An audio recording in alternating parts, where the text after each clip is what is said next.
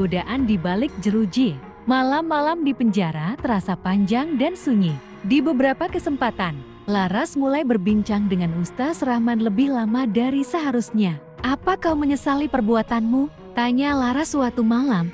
Ketika hanya mereka berdua di ruang administrasi, Ustaz Rahman menatapnya dalam.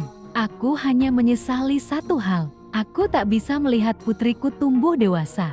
Jawaban itu membuat hati Laras bergetar. Ia tahu rasanya kehilangan orang yang dicintai. Semakin hari, hubungan mereka semakin dekat. Laras mulai membawa makanan lebih untuknya. Terkadang membiarkannya berbicara dengannya lebih lama setelah waktu kunjungan.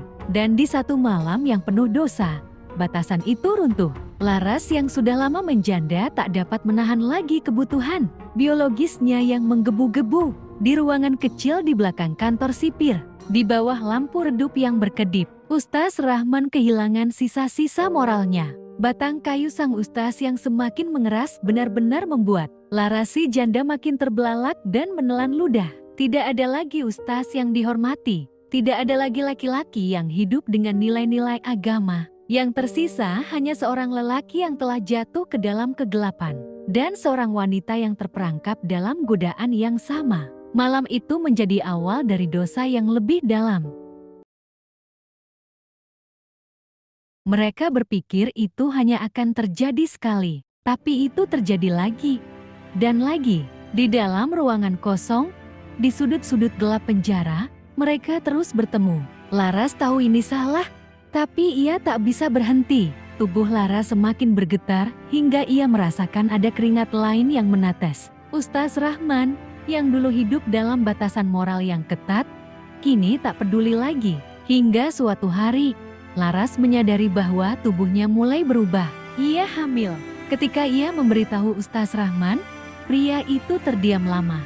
Mata yang dulu penuh keyakinan kini hanya menunjukkan sesuatu yang asing, sesuatu yang tidak pernah terlihat sebelumnya.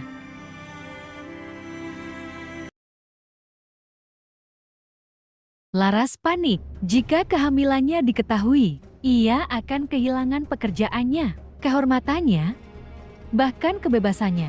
Hubungan antara sipir dan narapidana adalah pelanggaran berat. "Tolong lakukan sesuatu," bisiknya saat mereka bertemu lagi di tempat tersembunyi. Namun, Ustaz Rahman hanya menatap kosong. "Apa yang bisa kulakukan?" Saat itulah Laras menyadari sesuatu.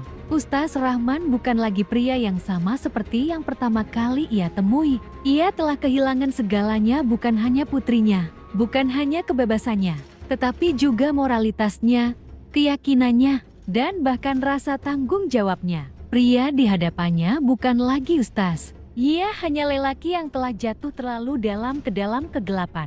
Dan ia tak peduli siapa yang akan jatuh bersamanya. Laras akhirnya memutuskan untuk melakukan sesuatu yang lebih mengerikan. Ia mengonsumsi obat penggugur kandungan.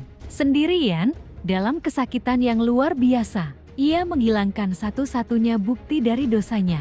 Namun, setelah itu, ia tak pernah sama lagi. Hubungannya dengan Ustaz Rahman berubah menjadi sesuatu yang dingin. Setiap kali ia melihat pria itu, ia hanya merasa jijik, bukan hanya pada Ustaz Rahman, tapi juga pada dirinya sendiri.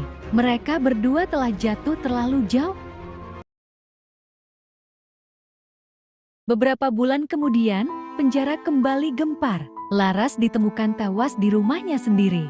Sebuah surat ditemukan di samping tubuhnya. "Aku telah kehilangan segalanya. Aku telah menjadi sesuatu yang kubenci. Dan yang lebih buruk, aku tak bisa memaafkan diriku sendiri." Kabar itu sampai ke telinga Ustaz Rahman. Untuk pertama kalinya dalam waktu yang lama, ia merasakan sesuatu yang ia pikir telah hilang rasa sakit. Ia berusaha syalat, berusaha berdoa. Tapi setiap kali ia mencoba menyebut nama Tuhan, yang ia rasakan hanya kehampaan. Di dalam selnya yang gelap, ia akhirnya menyadari satu hal. Dulu, ia membunuh demi keadilan. Kini, ia hanya menunggu kematian datang menjemputnya, bukan sebagai seorang pahlawan, bukan sebagai seorang ustaz, tapi sebagai pria yang telah kehilangan segalanya, termasuk jiwanya sendiri. Dan di suatu malam yang sunyi, dengan sehelai kain lusuh yang ia lilitkan di lehernya, Ustaz Rahman mengakhiri hidupnya sendiri. Penjara itu tetap berdiri, Dunia tetap berjalan, tapi bagi mereka yang mengenal kisah ini, mereka tahu di tempat itu, 2 jiwa telah binasa, tenggelam dalam dosa yang tak akan pernah bisa ditebus.